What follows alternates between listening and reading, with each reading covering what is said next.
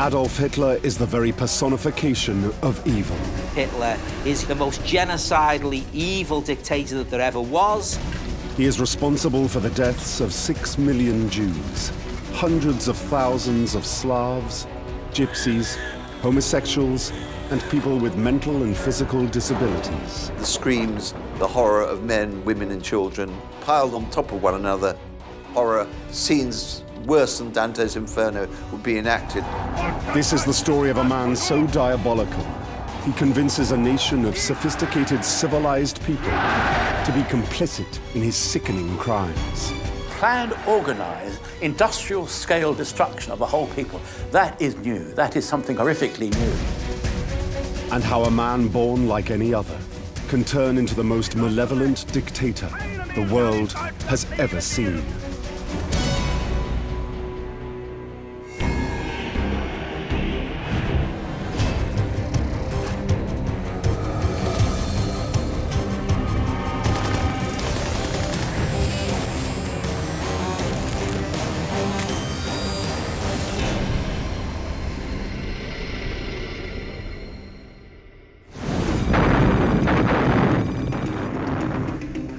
As soon as the Soviets break through the German front in early 1945, the outcome of World War II is clear.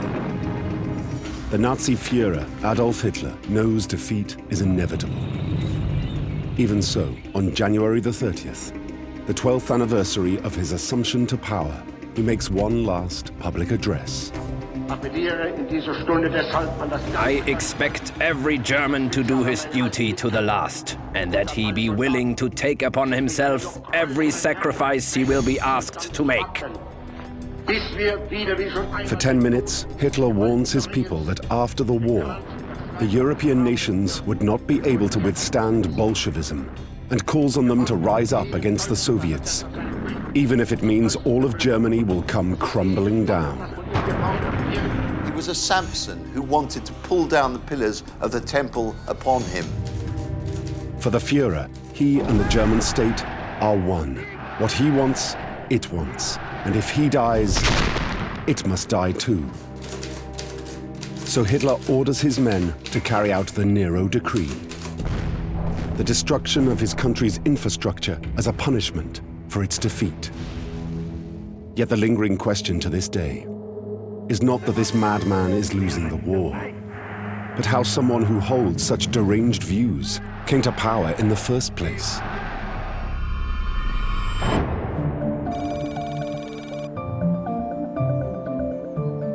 In the spring of 1889, in a small apartment in Brennau-on-the-Inn, Austria, a town near the German border, Adolf Hitler is born.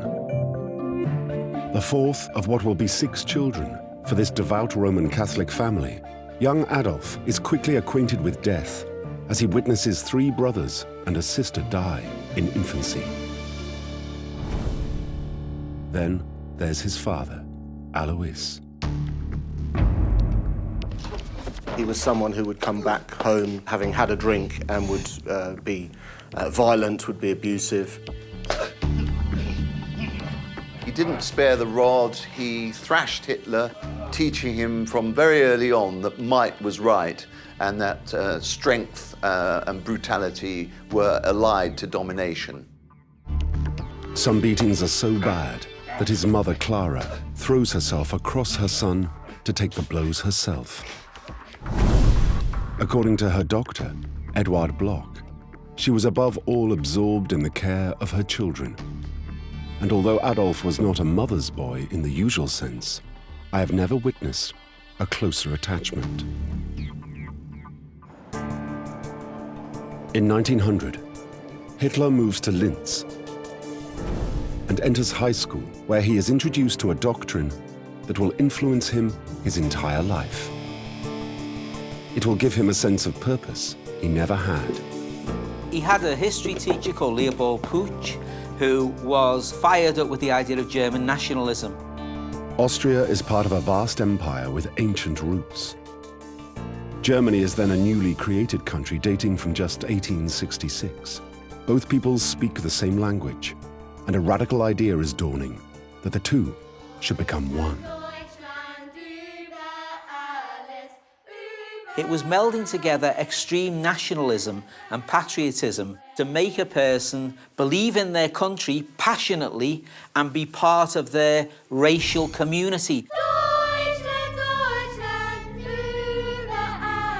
Hitler took that idea that the Germans should be united together in this kind of pan-German, Greater German Reich.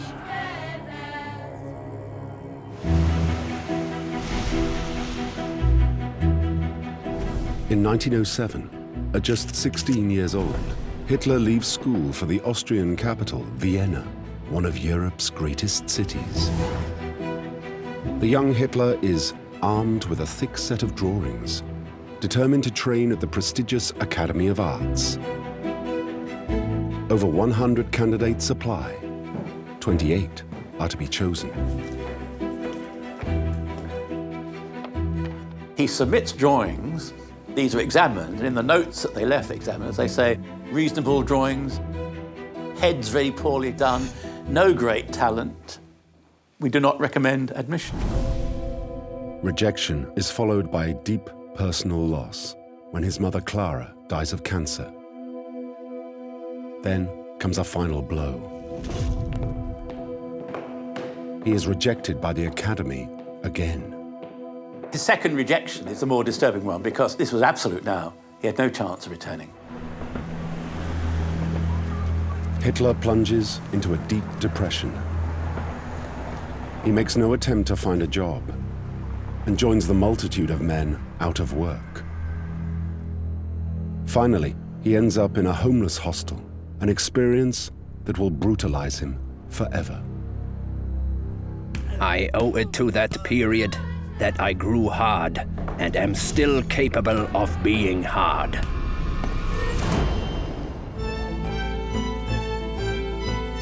To survive, he sells pictures of Viennese buildings, and he also becomes a close observer of politics. He is repelled but fascinated by the growing socialist movement. And he really thought, unless the right can find an antidote to this, we're going to have a communist world. He's especially intrigued by one of their tactics. What did influence him was the way that the socialists used violence on the streets to make sure that they got their point across. I achieved an equal understanding of the importance of physical terror toward the individual and the masses.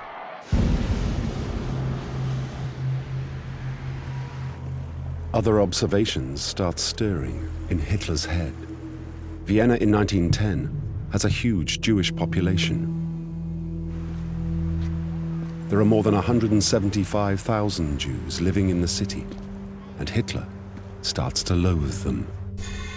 Wherever I went, I now saw Jews, and the more I saw, the more sharply they set themselves apart in my eyes from the rest of humanity. I had ceased to be a weak-kneed cosmopolitan and became an anti-Semite. At a mere 21 years of age, the main building blocks of the Nazis' evil ideology are coming together.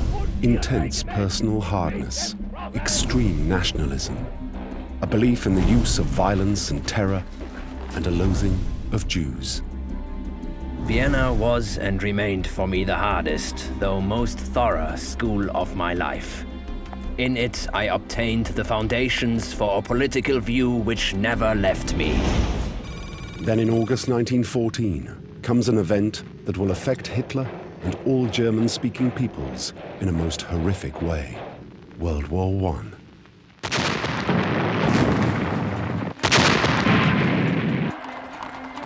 At 25, he apparently joins the cheering crowds on the first day of the war.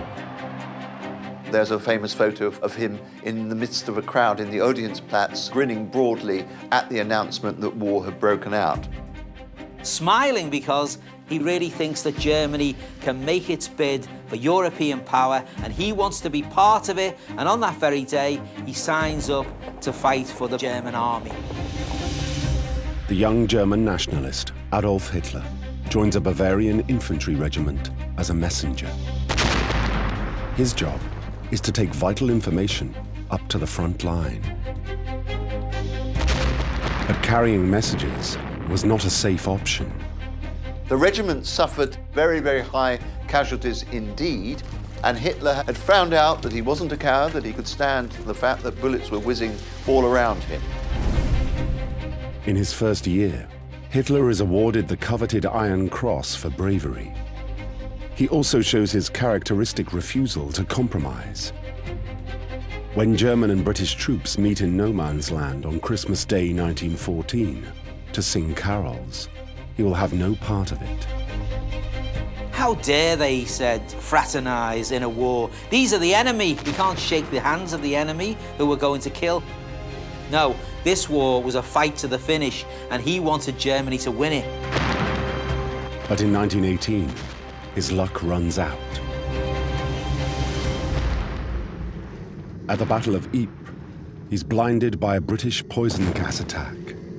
Particularly virulent sort of gas called mustard gas, which attacks the lungs, the eyelids, the soft tissues. The wounded Hitler is transported to a military hospital in northern Germany for treatment.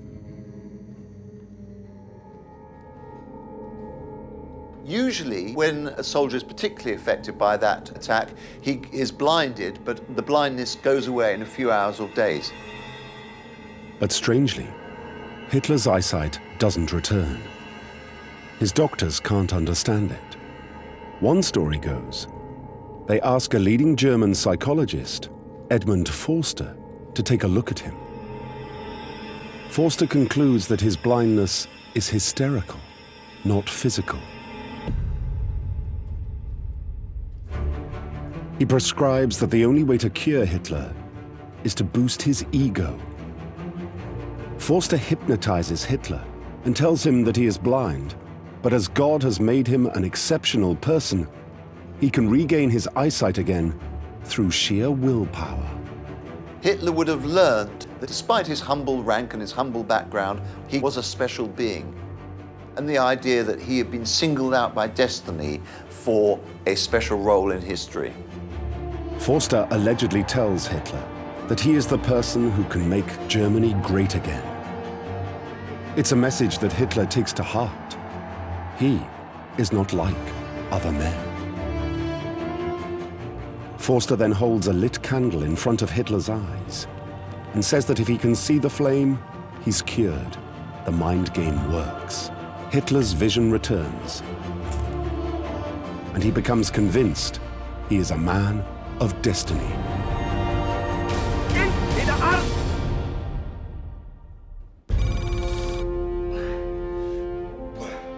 At the end of World War I, Corporal Adolf Hitler hears some devastating news. He says a trembling pastor came in and said Germany had surrendered, the war was over, Germany had lost. Everything went black again before my eyes. There followed terrible days and even worse nights. In these nights, hatred grew in me. Hatred for those responsible for this deed. Convinced he is a man of destiny, Hitler makes a promise to himself. When I was confined to bed, the idea came to me that I would liberate Germany, that I would make it great. I knew immediately that it would be realized. By 1919, the 30-year-old Hitler returns to a Munich ravaged by war. He believes that Germany only surrendered because it had been betrayed by left-wing politicians, many of whom were Jews, who plotted to ensure Germany's defeat. He viewed that armistice in 1918 as a stab in the back for the German military and had been done, in his mind, by the politicians of the centre and, crucially, by the Jews. True to his vow to make Germany great again, he drifts into a fringe political party, the German Workers' Party. They have no members of parliament and only a few hundred supporters, but they do have rousing meetings in beer halls. He loves their communist-bashing rhetoric and their hatred of the Jews. The party members quickly notice Hitler's passion as a speechmaker and enlist him as their propaganda chief. Within a year, it becomes known as the National Socialist German Workers' Party, what we now call the Nazi Party, and Adolf Hitler is its leader.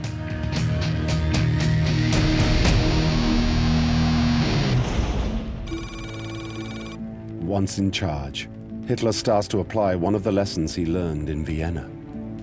Violence works. He forms a paramilitary organization made up largely of disgruntled ex-soldiers like himself, his so-called brown shirts, or stormtroopers. The Nazis' paramilitaries were prepared to commit acts of thuggery and even of murder. And this, of course, accorded very much with Hitler's own philosophy of force and violence. At this stage, Hitler's aim is to seize power by force, not election. So in 1923, he plans a coup.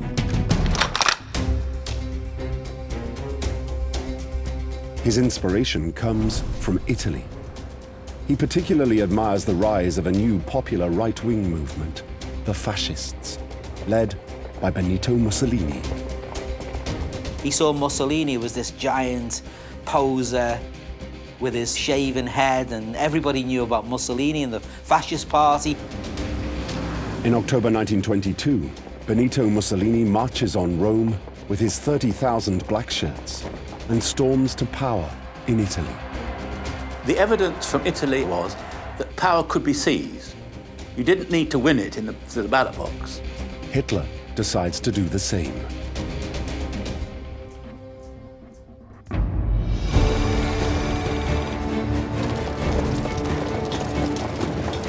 With his 600 stormtroopers, he takes over a beer hall in Bavaria, where the state prime minister, Gustav von Kahr, is holding a meeting. As he enters the building, he fires a shot into the ceiling and declares a national revolution. Then he marches into Munich to seize power. The state police have been alerted and open fire.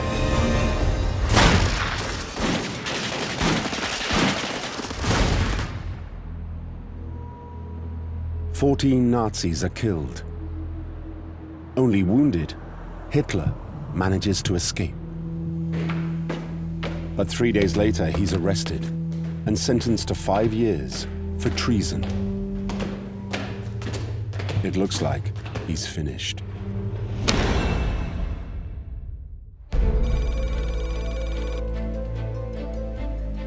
Prison turns out to be a time of reflection for the future Führer.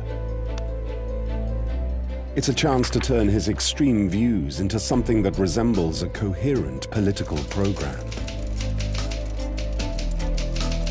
With his fellow Nazi Rudolf Hess taking dictation, he writes a book that will be read the world over, Mein Kampf. It's Adolf Hitler's blueprint for a new world order. Mein Kampf, the seminal book of the Nazi movement and of Hitler personally, a kind of mixture of autobiography and political manifesto. It is the key document, since all his ideas are there. Hitler talks about how Germany is a racially superior nation. It's an idea that comes from a bastardized version of Charles Darwin's concept of the survival of the fittest. He claims that all true Germans belong to a race whose blood is stronger than that of all other peoples, the Aryans. Proof of the Aryan superiority would be their ability to dominate other peoples. He very much identified the Aryan idea with the modern Germans. They were supposed to have physical characteristics such as blonde hair, blue eyes. They were supposed to be tall and manly. Nature knows no political boundaries. She puts living creatures on this globe and watches the free play of forces.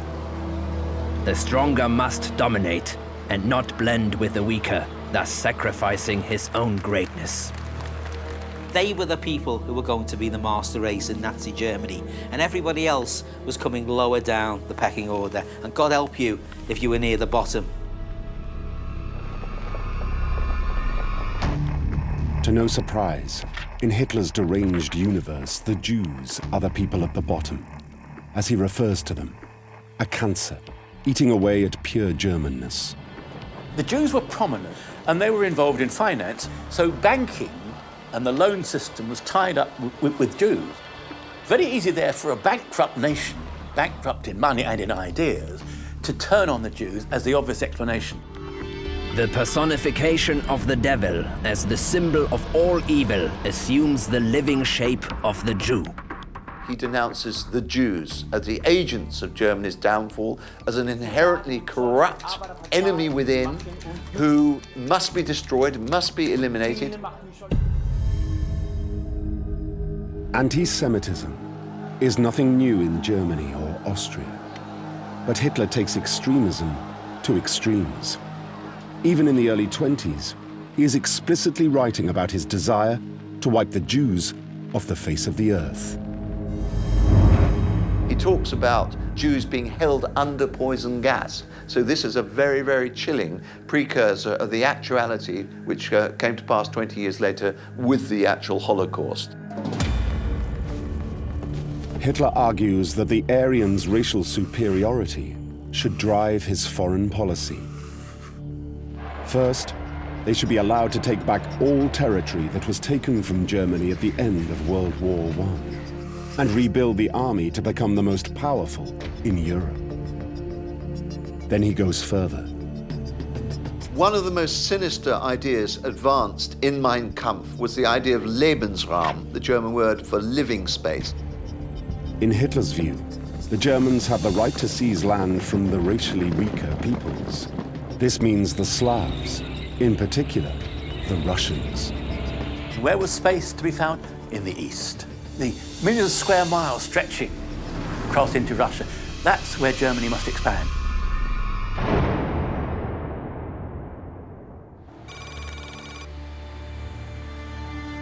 By the time Hitler leaves prison, he adds one other extraordinary idea to his set of beliefs.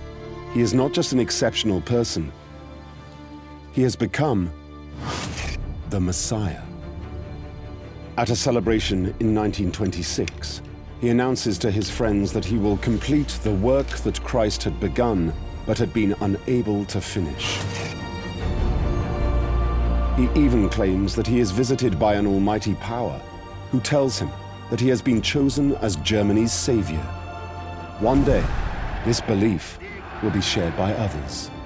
There are churchmen right through to the collapse of Germany in 44-45 who said that Hitler was the nearest thing to the redevelopment of the Christian principle in action.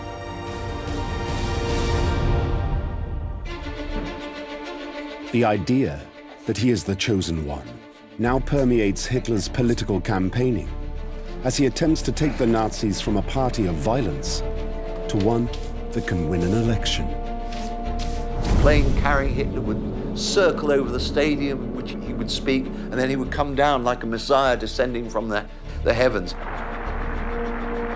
He would then wait until the crowd was so silent that you could hear a pin drop. Der 6.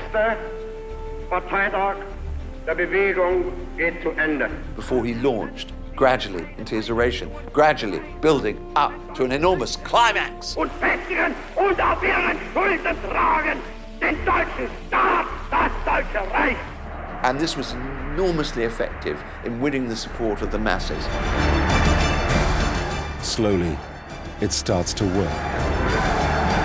The Nazis become one of the biggest political parties in Parliament.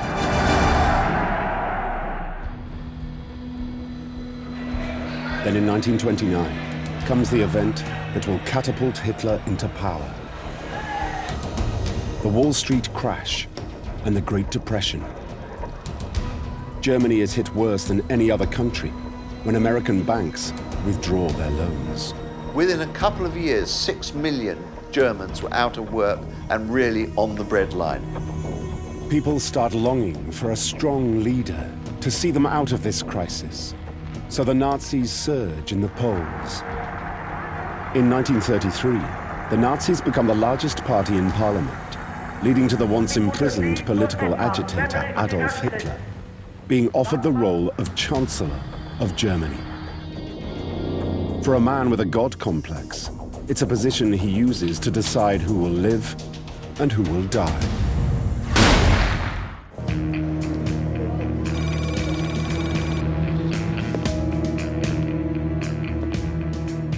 He got here by democratic means. But now that democracy has served its purpose, it's time to put an end to it. He persuades Parliament to grant him emergency powers and suspend the Constitution. The German people have no idea what horrors they're in for.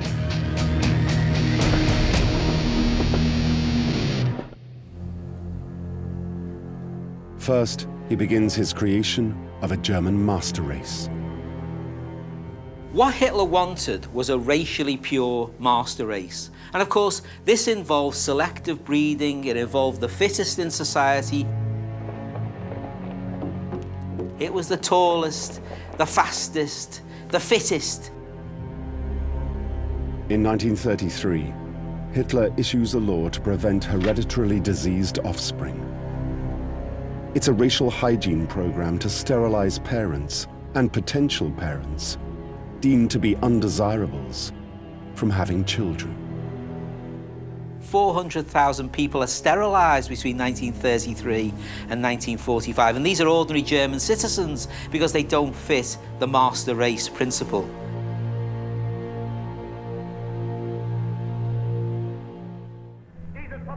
He then proclaims the Nazi Party is the only political party permitted in Germany and unleashes his stormtroopers. 4,000 communist politicians and their supporters are beaten up, imprisoned, or murdered. An action that destroys them as a political force.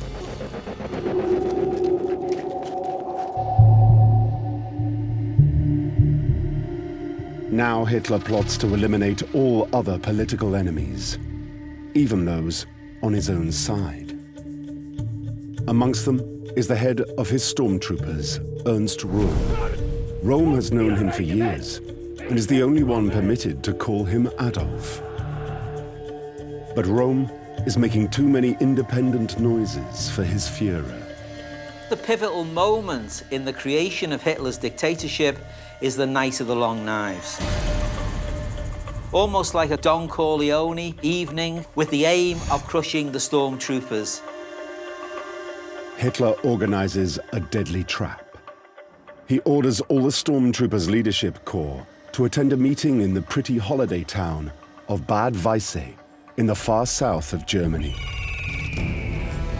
In the early morning hours, he arrives at a lakeside hotel in the town with members of the SS, his personal bodyguard. Together they make their way to Röhm's room. Hitler bursts in and says, Aufstehen, Sie werden verhaftet! "Get up, Ernst. You're under arrest for high treason."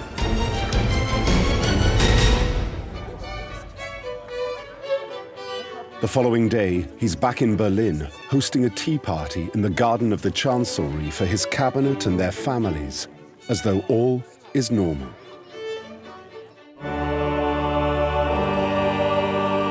And for a man as evilly deranged as Hitler, it was.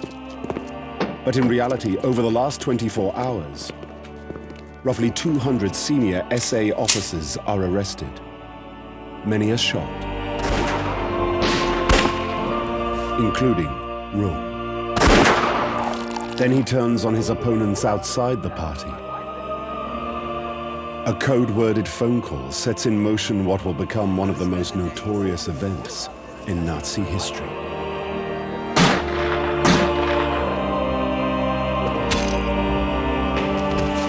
Hitler eliminates members of the church and all his political enemies. The former Chancellor, General Schleicher, is shot down in his own home. The man who'd sabotaged the beer hall putsch in 1923, Gustav von Kahr, was dragged out of his house, taken to a swamp and butchered with a pickaxe.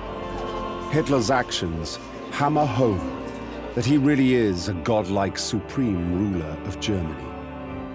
he now has the power to decide who lives and who dies.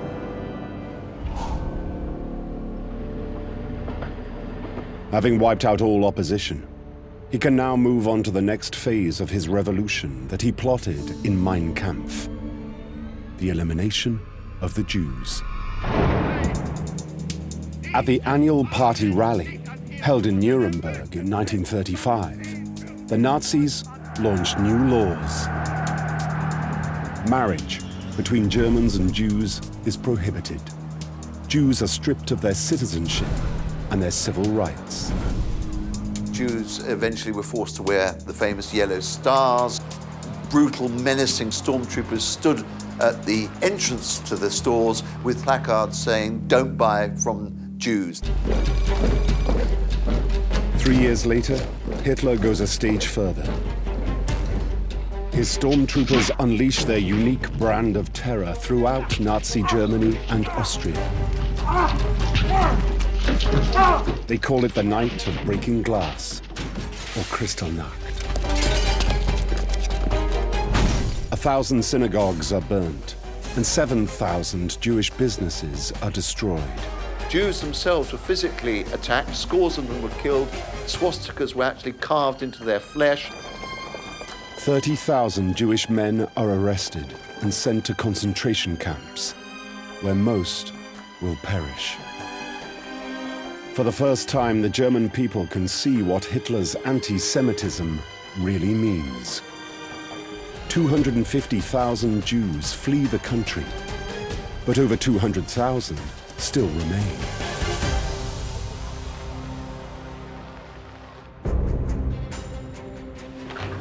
All the while, Hitler is building up his military to seize more land for Lebensraum. The treaties at the end of World War I have limited Germany's forces to just 100,000 troops. But as he promises in Mein Kampf, he creates the most advanced army in Europe.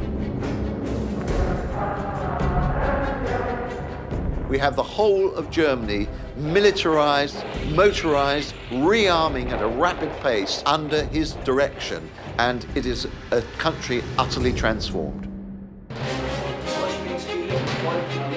Hitler now pushes through his foreign policy goals towards Lebensraum. First, he sends his troops into the Rhineland, an area that had been part of Germany before World War I and has since been occupied. 2 years later, he annexes Austria, fulfilling his schoolboy dream of uniting the German and Austrian people. We need back the Rhineland, we need Austria, we need all the parts were taken from us. There's a logic, and many people were convinced. Even Churchill said that in logic, Hitler had a case. A year later, Hitler seizes a part of Czechoslovakia with a large German population, before pushing forward to take the rest of the country, even though there are no Germans there. Germany needs to expand, needs to take territory, mainly towards its east. Each time the result is the same. Britain and France talk tough, but do nothing. So when they say that they will declare war if he invades Poland, he ignores them.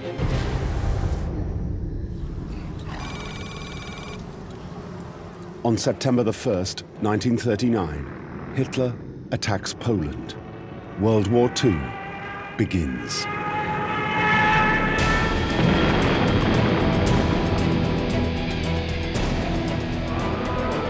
For the first time, foreign leaders see what a madman Hitler really is. Never before has an invading army targeted civilians with such wholesale savagery. As Hitler himself said, this is a war of racial annihilation. Anybody in your way, destroy. So civilians, as well as military, can be destroyed. The German army's crimes are so horrific that at the time they have no name. Later, they will be called crimes against humanity. Tens of thousands of Poles are executed, and within 6 weeks, Poland is crushed. 2 million Polish Jews now find themselves in Nazi hands, awaiting their fate.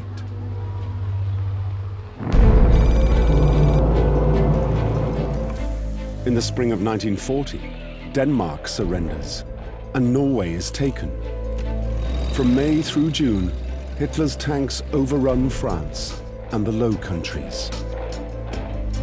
To Hitler, these successes reinforce his personal belief that he is the Messiah for the Aryan people, and remove any hesitation when it comes to invading Stalinist Russia. In June 1941, having primed his army with the idea that mass murder was going to be not only tolerated but encouraged, he launched the attack on the Soviet Union.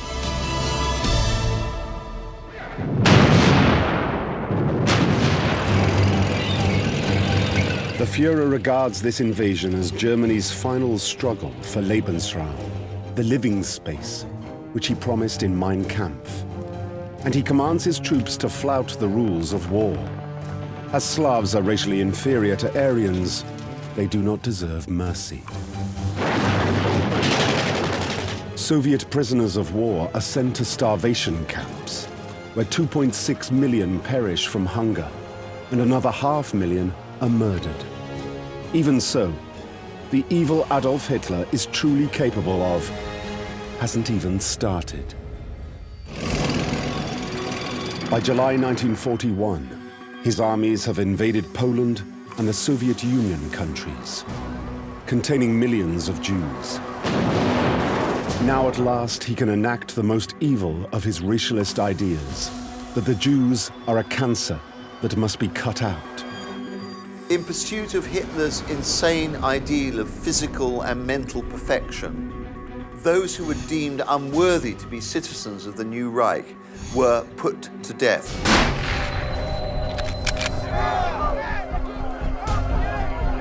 Einsatzgruppen, special death squads, are sent in to murder the Polish and Russian Jews. Their victims are made to dig a trench. A first wave gets into the trench and then are shot.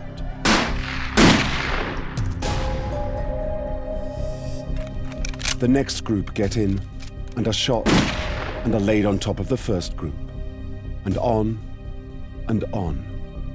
And something like 1.5 million Jews are shot in that process. It's known as sardine packing. It's a means of eliminating the Jews that is both expensive and inefficient.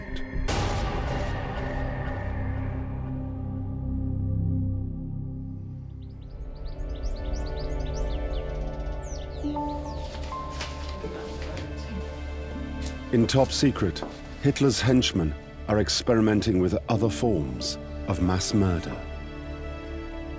As a forerunner of what will become known as the final solution, Hitler's plan for the annihilation of all European Jews, the Nazis begin a secret euthanasia campaign to kill disabled children. Children with Down syndrome or various other mental and physical disabilities would be taken away from their families, taken to a special hospital where they would be put to death by lethal injections. Some 5,000 innocent, sick, and disabled children are murdered by lethal injection, administered by carefully selected nurses and doctors. But this too proves to be slow and expensive. A secret department, known as T4, is set up to find a way of killing as many people as possible, quickly and quietly. It tries out poison carbon monoxide gas in shower rooms, where a further 70,000 physically and mentally disabled men, women, and children are killed.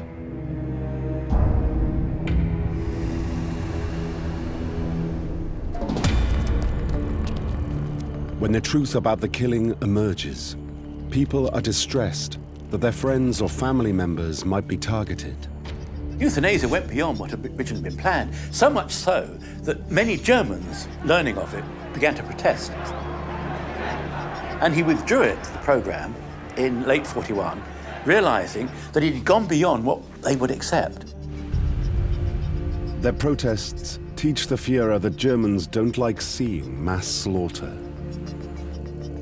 Future killings will have to be well hidden, far from Germany, and he must not be directly associated with any of it. These lessons will define how Hitler deals with the Jews. He realizes if he wants to carry on his secret plan of extermination, he must fool his people and give the appearance of the kind, caring leader. So he never personally signs a compromising document again. He never ordered a Holocaust. There is no record, there is no document with his signature. However, everything that was done in his name. And so in Adolf Hitler's name, the final solution is born: the annihilation of all the Jews in Europe.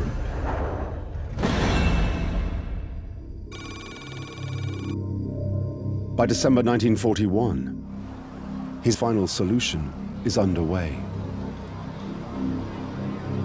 A network of extermination camps is built in Poland. Names like Belzec, Sobibor, Treblinka, Majdanek, and Auschwitz represent the culmination of his racial evil theories. Jews from all over Europe are rounded up and taken to these camps.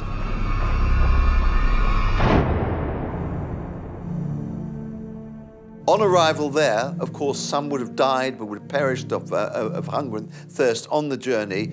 The cattle trucks would be unlocked, and the Jews would find themselves tumbling out onto the platform, where they would be met by SS guards with whips and holding famished dogs on leashes.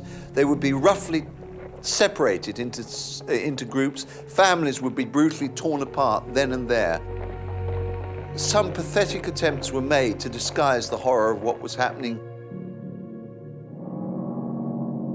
The gas chambers themselves were said to be delousing shower units, so the Jews would take off their clothes and would be driven naked into the gas chambers.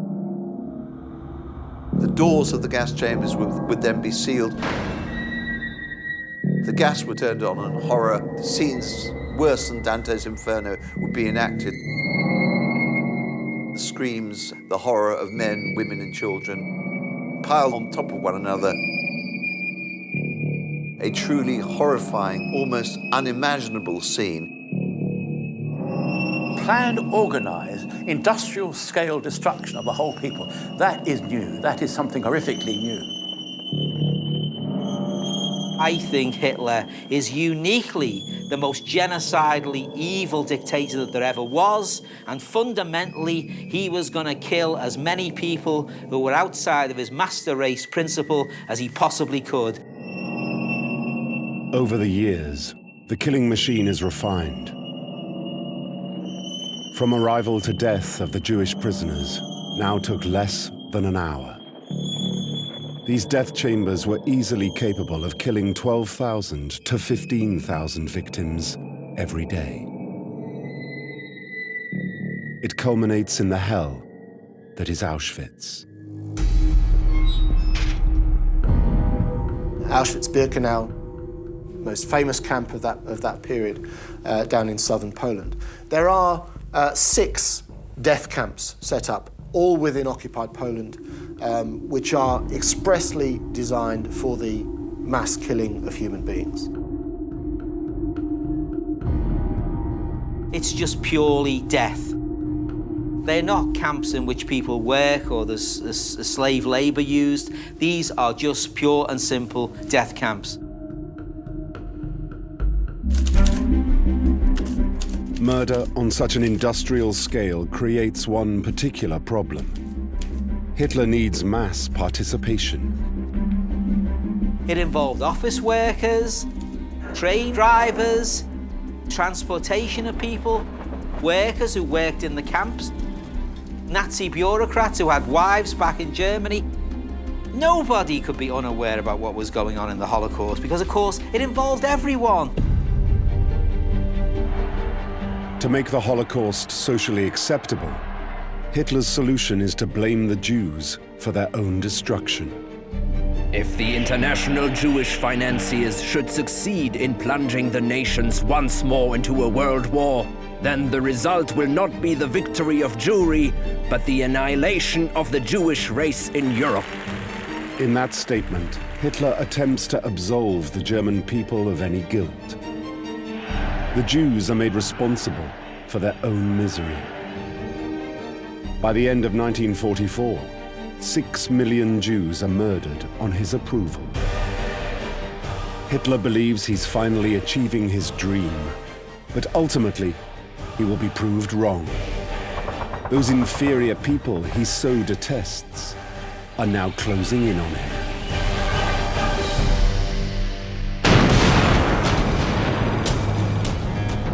In 1945, Germany is being pummeled. The Red Army are pushing towards Berlin and the Fuhrer.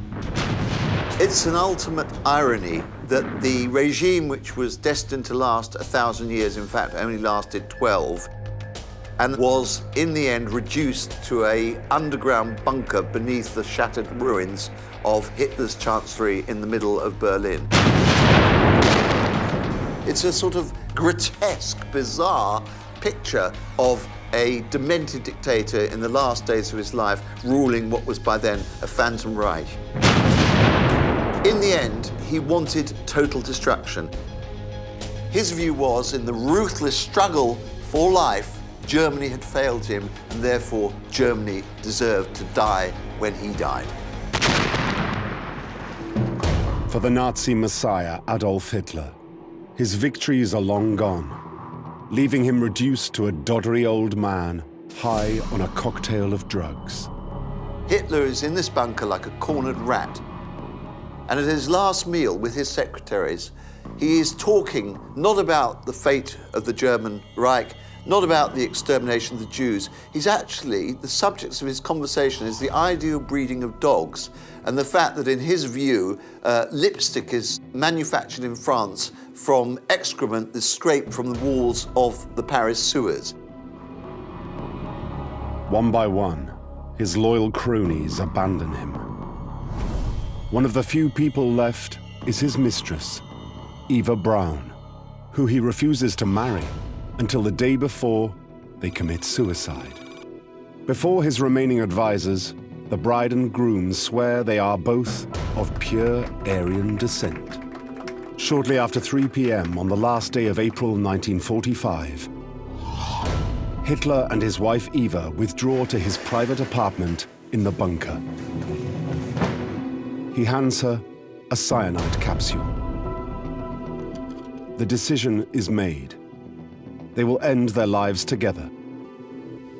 Eva takes the poison, and Hitler shoots himself with his Walter PPK.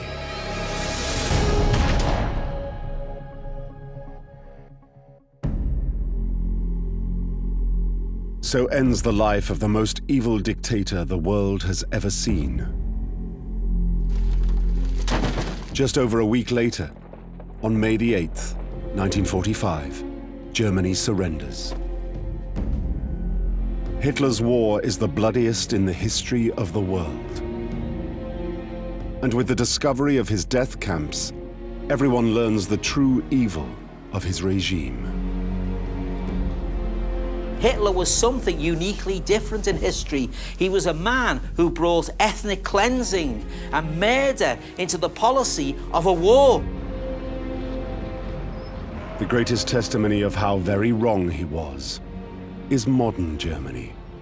Today, it is stable, democratic, multicultural, and tolerant. Everything that Hitler would have hated.